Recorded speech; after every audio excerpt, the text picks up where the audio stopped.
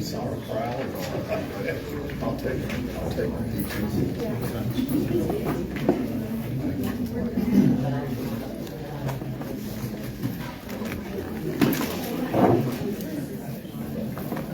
Excuse me. Sorry. Thank you very much. Oh, where's she going? Are you with them? Yeah, I read with her. I was just wondering what platform are we going to be streaming on? I think she's on Facebook. And which Facebook? Oh, is that Lisa Song? Okay, good.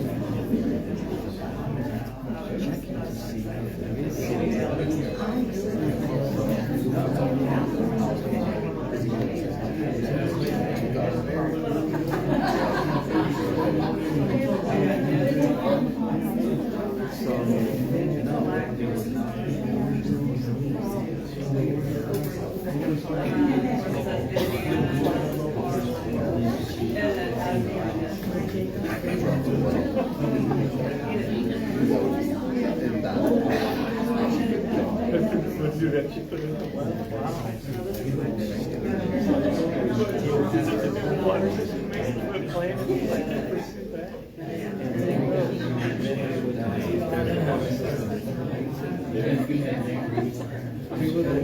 it's a, yeah, I did not. Would like to go through that.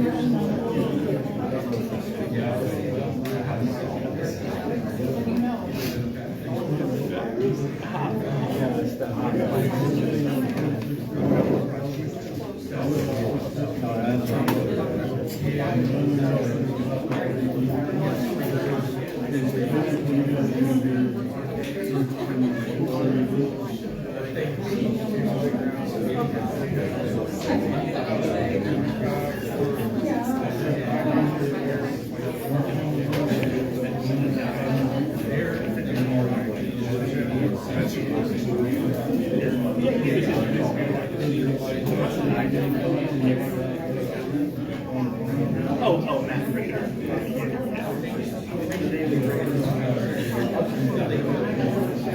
Yeah, no, that's fine. Yeah, whatever.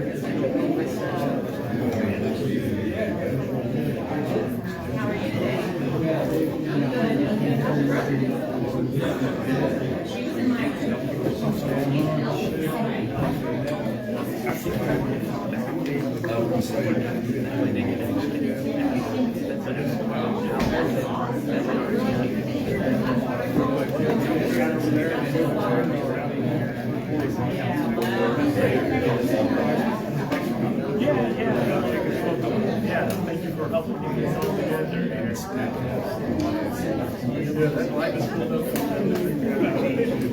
Not truly.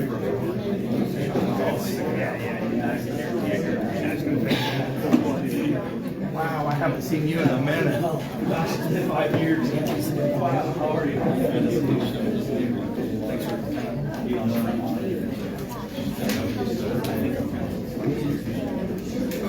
Thanks No, you're more, yeah, you're more welcome. If we get Q&A. Yeah.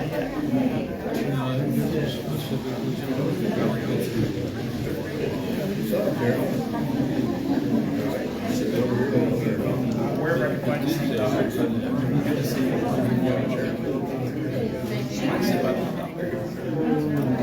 You might need some insulation,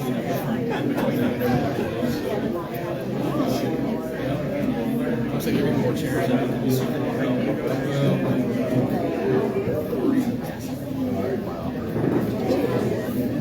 Oh, really?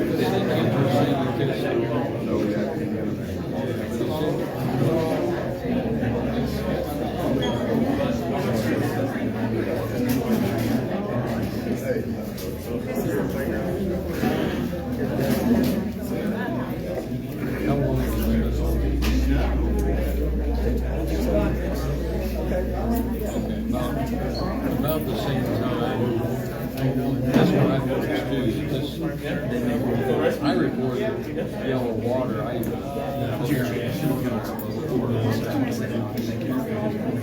couple others, and I was here to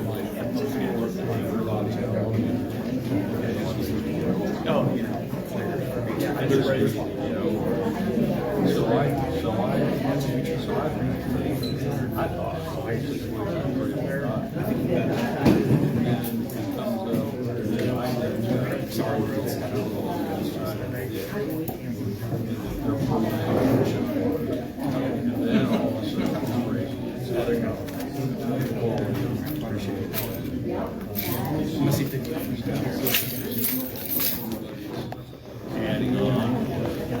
I didn't realize it.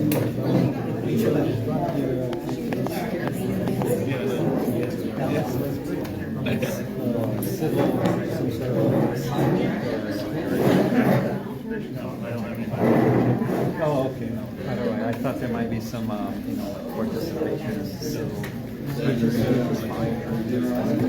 What was your name, sir? I'm Lucio, attorney then. Nice to meet you. Nice to meet you. Thank you. And you are? Lisa Summers. Nice to meet you. Nice to meet you too.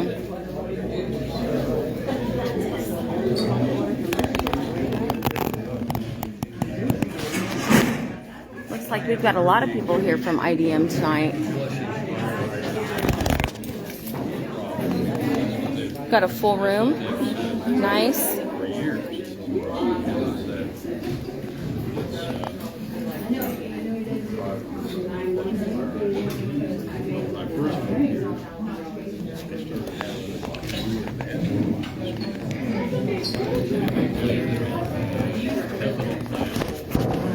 They even have a little demonstration up here on the.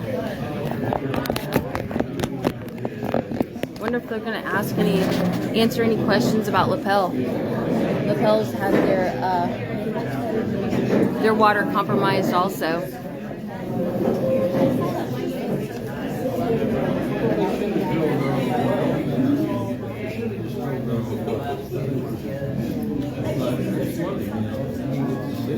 I'm so glad that we have a great turnout tonight.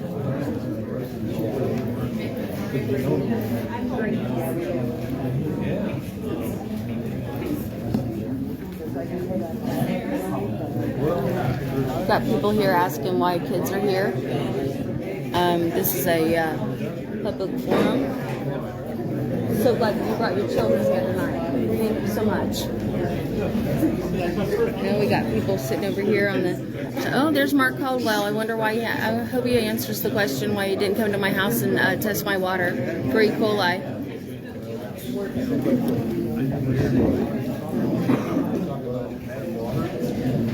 Last time you had water.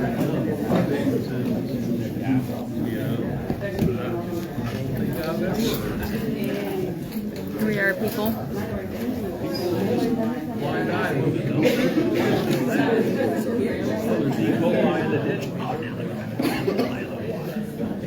There is E. coli. Yeah, that's, he was talking about the issues of other stuff too. I live in what should be a private, very, very small the very last one, like 7 months. And there's no way to flush it. And we get a break in the line, we get a break in the line. And the city, Where do you live? I live on Minnesota.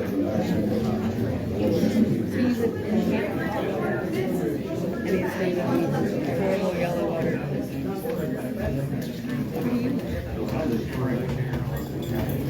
So you're dealing, but you're dealing with right now.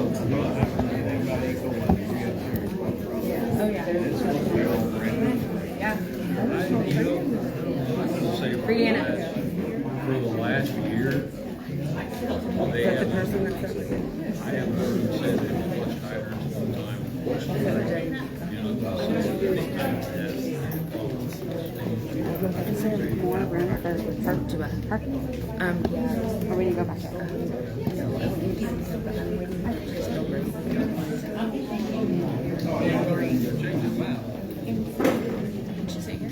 Yeah.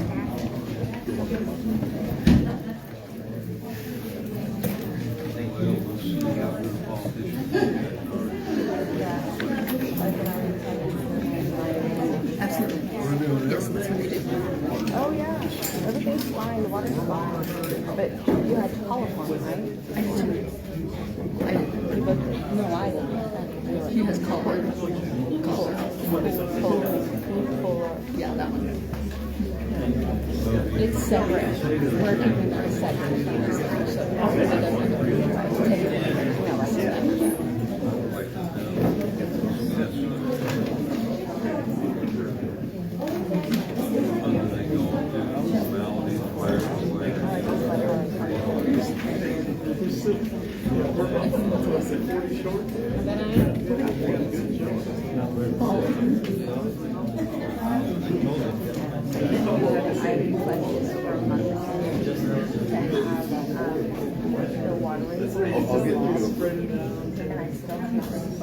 Not one of them.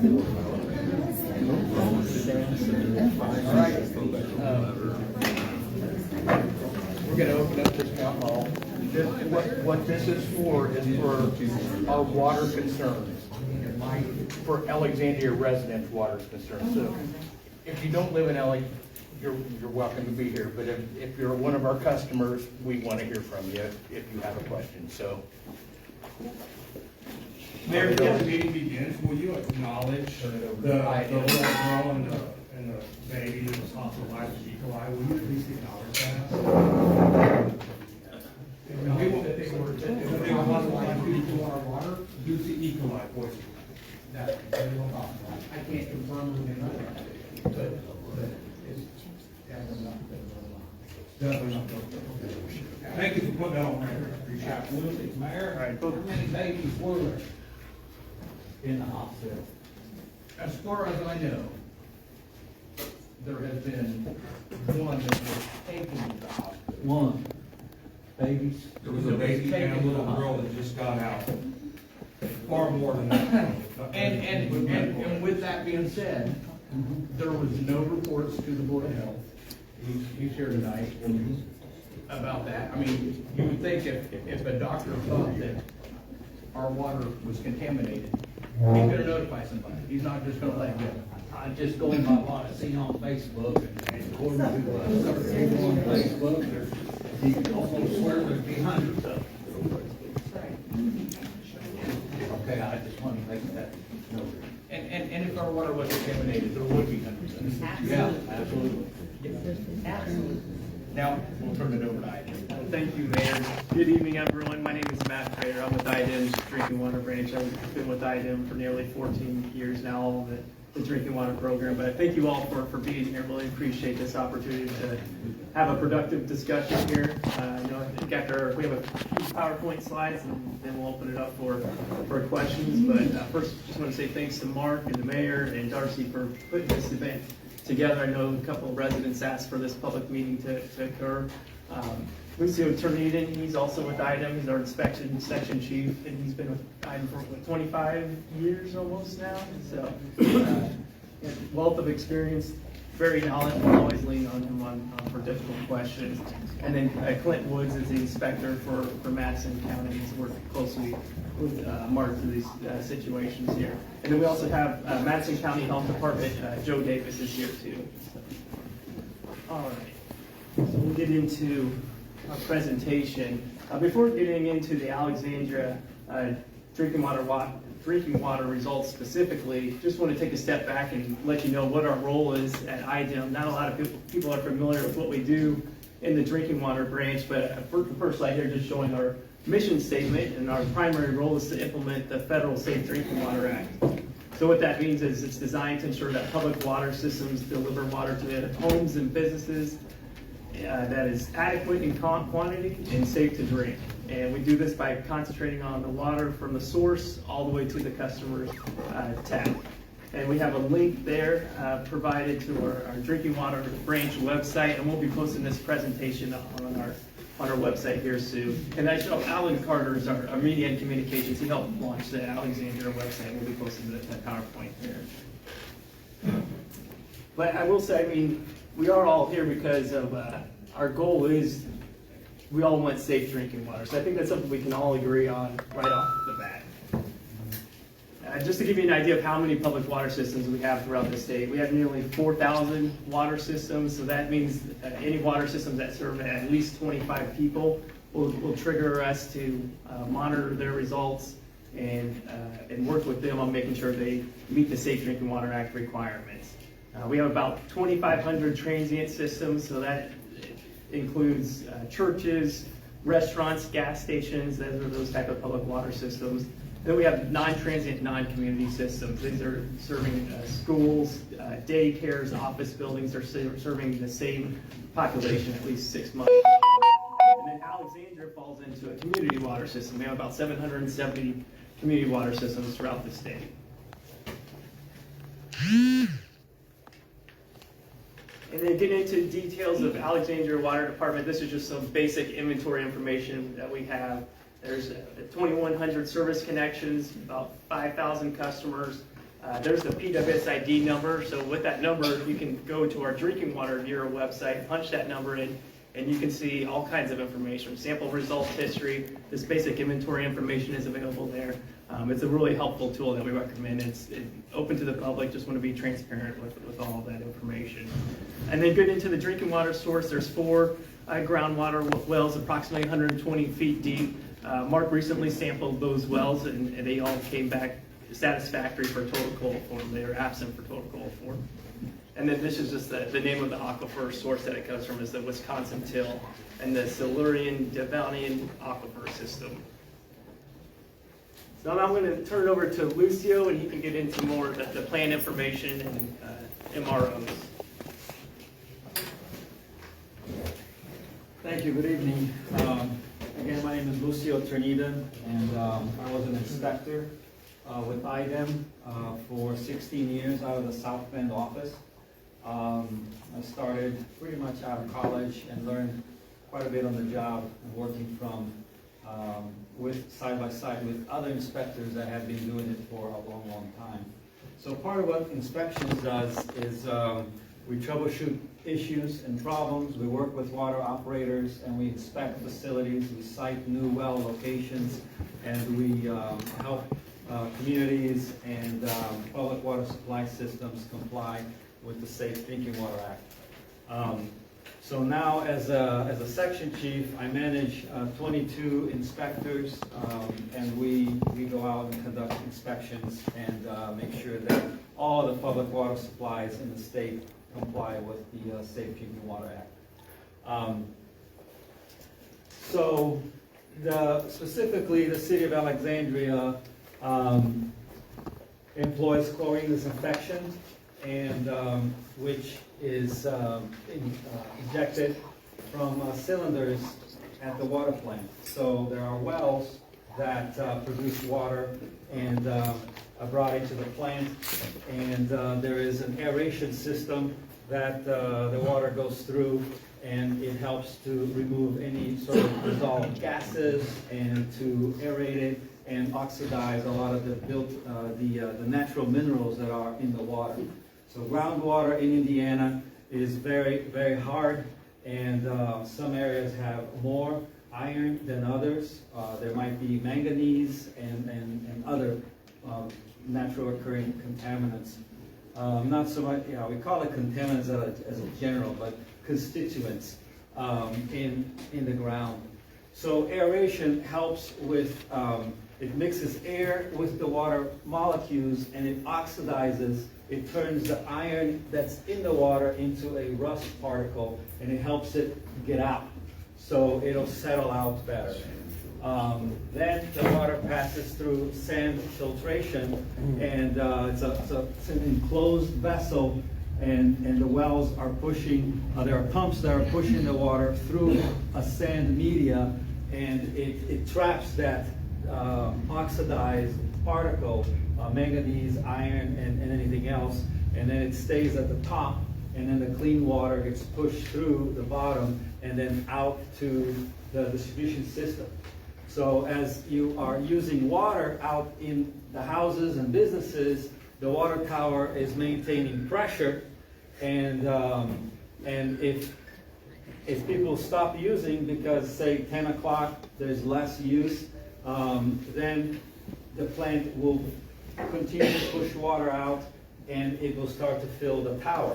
Then when the tower is full, then everything stops, and now it's ready. So then 3 o'clock, 4 o'clock, everybody comes home, and you start using the water again. Now the pressure starts to come down, the water level at the tower comes down, and the plant sees that, oh, we need more water. The wells come on, and the aeration starts to work, and then the pressure, the descent pressure cycles, much like the air conditioner in our house, right? It's cool on, and then it gets to a temperature, and then it shuts off again. And that's the same sort of idea that the water plant goes through. So each of these components, each of these components are important in the way they work. They all have to work together, and it's largely automated, but you still need operator input to know how much chemical to use and to listen to what's doing and the amount of water, and all of that is tracked, and all of it is monitored and written down and provided when we conduct inspections. We conduct inspections every 3 years according to the EPA requirements. We have to look at all of the components of a sanitary survey. So we come and talk to the operator, Mark, and we sit down and we look at all the pieces and parts of the water system, and we talk about compliance, and we talk about what's working, what's not working, any issues that we've had in the past, and we answer questions and provide guidance and so on.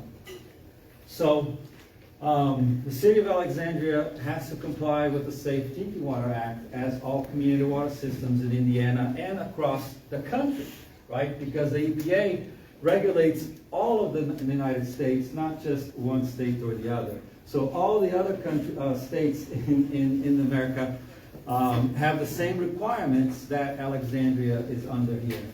And so that way, when you travel across the toll road to other states, as you stop at rest areas or towns and hotels and so on, you can expect the same level of water quality across the country. All right. Now, when you travel to other parts of Central and South America, we may not enjoy that kind of water quality because the standards are different, right? So, so as part of the Safe Drinking Water Act requirements, Alexandria is responsible to sample for 90 regulated contaminants. These are contaminants and constituents found in water at some point or another throughout some place that the EPA found to be of concern. So they've done studies, they researched it, and found that, yes, this is important enough that we need to make sure we don't have this in our water. So we're going to regulate it, all right? So these are separated into volatile organics, synthetic organics, and inorganics. So volatile organics, thinking of petroleum products, constituents of gasoline and diesel and degreasers and things like that. There are a lot of chemicals that can end up in the groundwater, but right now we have a set of volatile organics that are regulated, and if we sample and there are hits, then we have to continue to sample and we have to look into further. The synthetic organics are pesticides or man-made products, herbicides, insecticides, those types of chemicals, agricultural sort of chemicals. And then inorganics are metals, and arsenic is included in with the inorganics, as well as lead and copper. And those are mainly naturally occurring.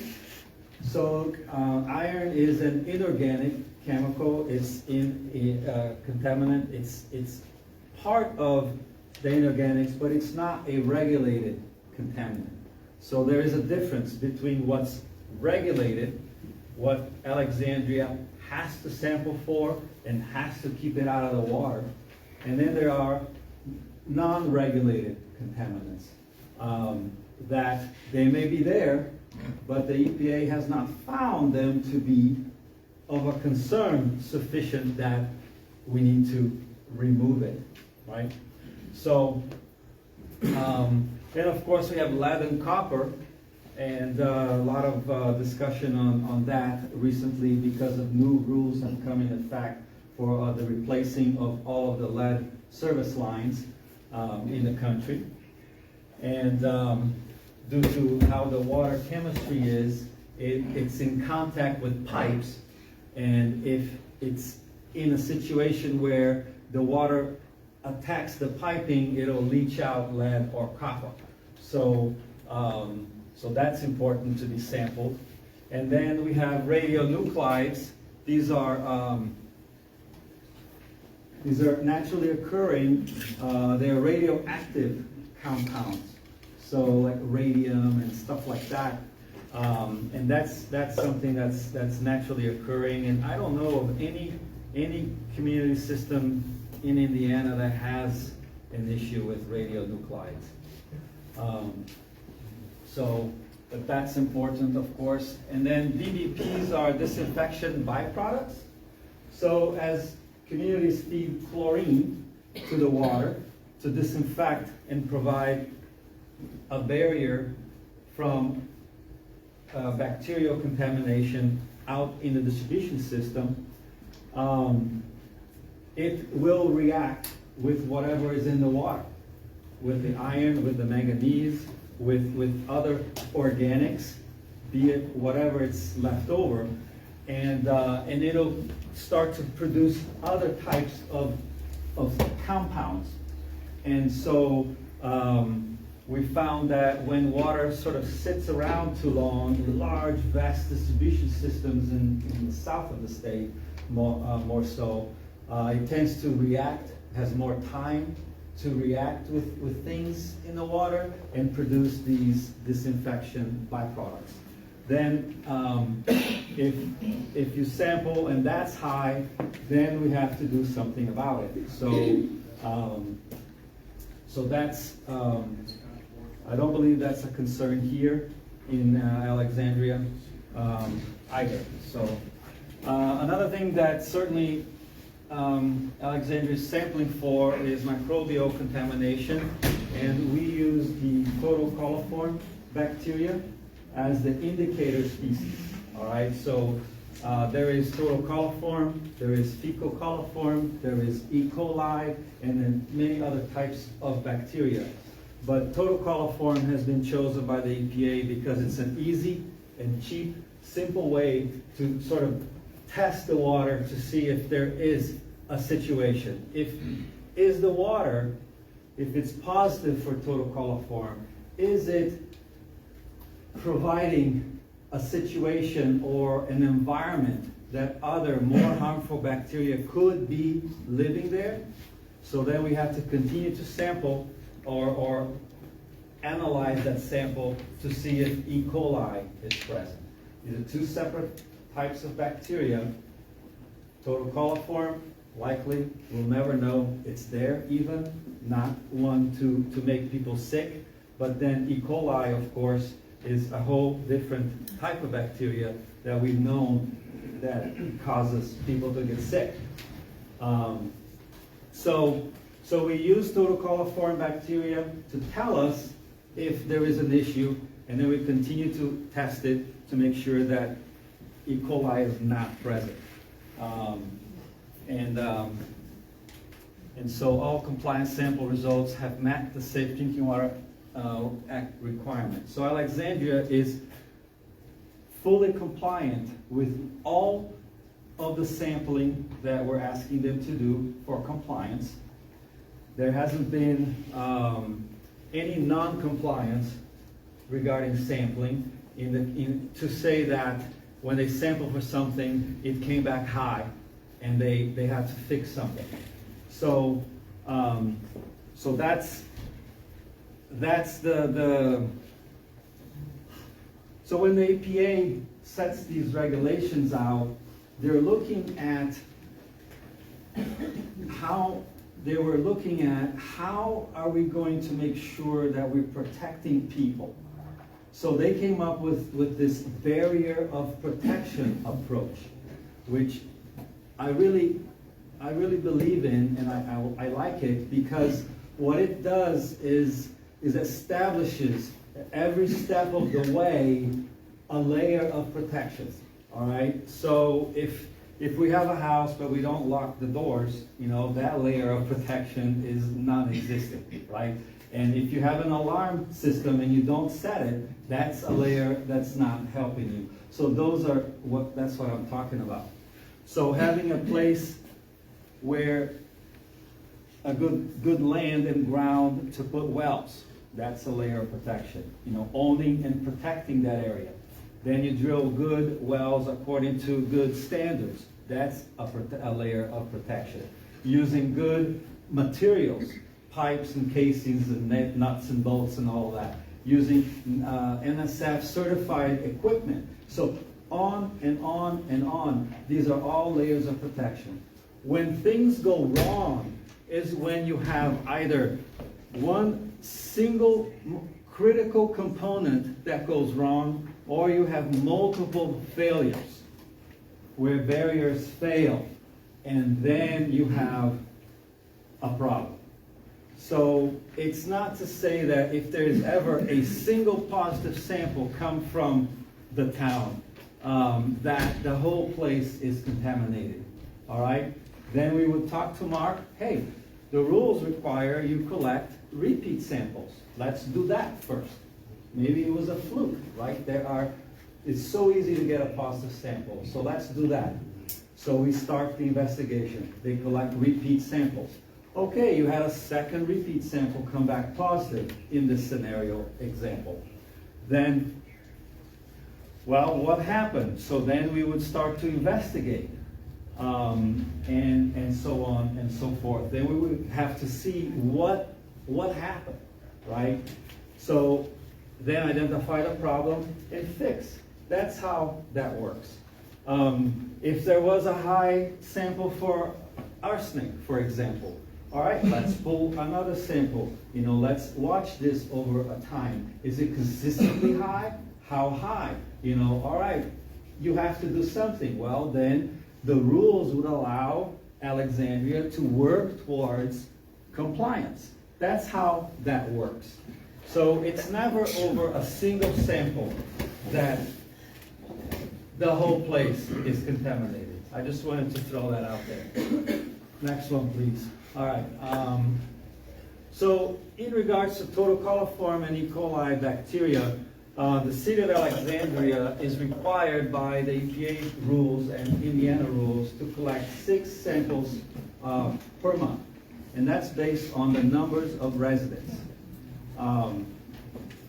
So with a little over 5,000, 6 per month is what we want. So the revised total coliform rule requires that we establish a site sampling plan. So we talk to the operator and say, hey, give us a map of your distribution system. Let's select representative locations throughout the town so that we can sample every month and see if representing the distribution system, if that's what's going on. Are we having problems? So that's what we've been doing, and that's been reviewed, and we have to approve the plan, and then they have to collect the samples. All the samples are collected